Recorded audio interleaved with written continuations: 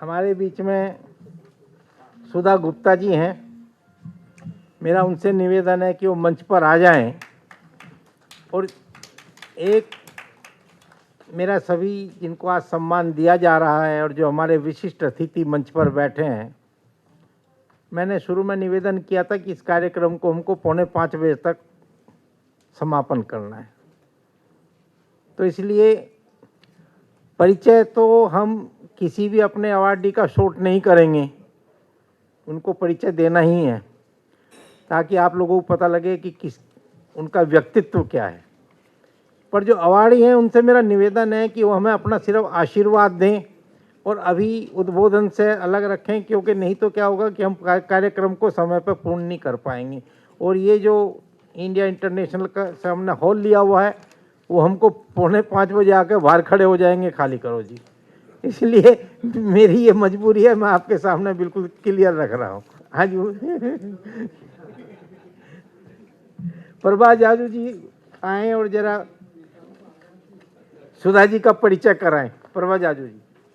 सौरभ को कैसे जानोगे यदि बंद पवन के द्वार कर दिए, सूर्य भी वही जिसने बंट बंट कर जीवन के भंडार भर दिए। नारी शिरोमणि श्रीमती सुधा गुप्ता जी वह सूर्य भी हैं जिसने परिवार, समाज, राष्ट्र के भंडार भर दिए। आप अनेक सामाजिक संस्थाओं की गौरव गरिमा हैं। व्यवहारिक जीवन की ठोस धरती की आप सौंधी सुगंध हैं।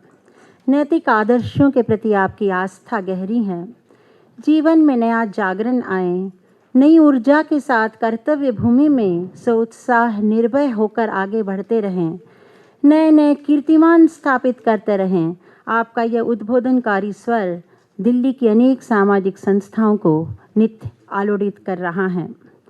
सुधा में ही सुधा जी अपनी योग्यताओं, समर्पण, आर्थिक सहयोग और तन मन धन से समाज के कल्याण कार्य में निरंतर कार्यरत हैं।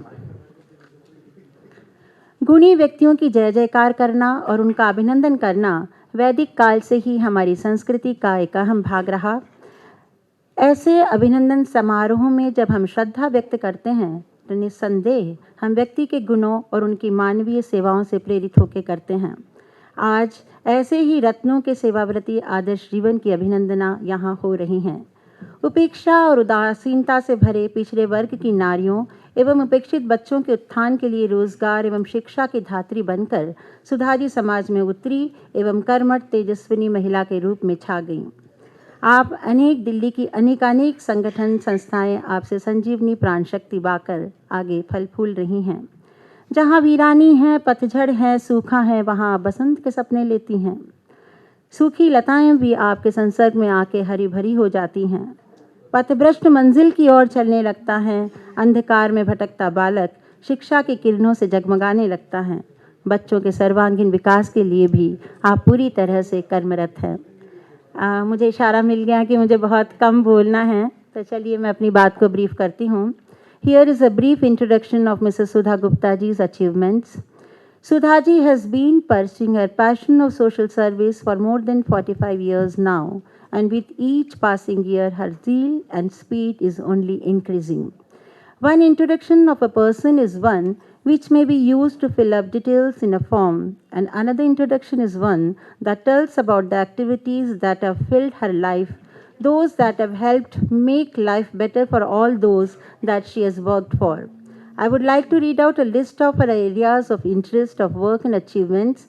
I will go fast because such a list about Sudhaji's is a long list. Mrs. Sudha Gupta's work has been recognized by the Government of India, which has inducted her in several public welfare committees.